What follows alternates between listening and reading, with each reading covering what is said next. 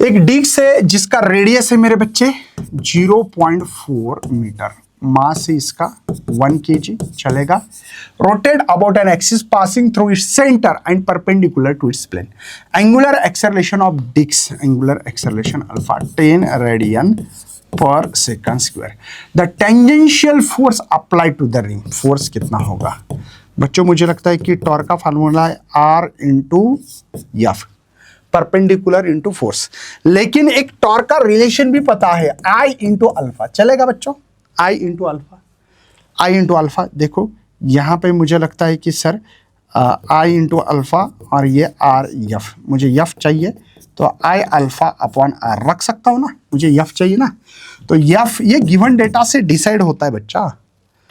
तो यहाँ पे मेरा तो सर I तो पता नहीं है, I निकालना पड़ेगा अभी।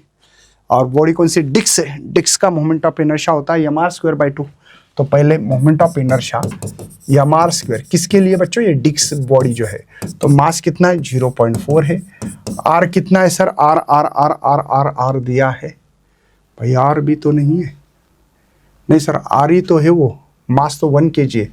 तो थोड़ा सा 1 मिनट,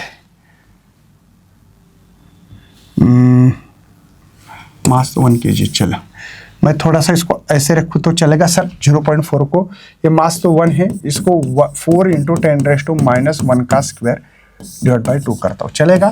तो ये होगा सर ये 16 10⁻² डिवाइडेड बाई 2। तो ये होगा sir 8 into 10⁻² kg metre square. चलिए, तो आई की वैल्यू मेरे पास 8 इंटू 10⁻²।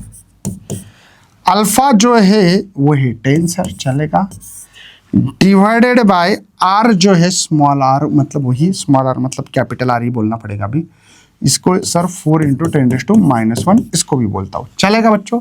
तो एफ इज इक्वल टू ये 2 होगा और ये 10⁻² और ये +2, समझ में आ गया बच्चों?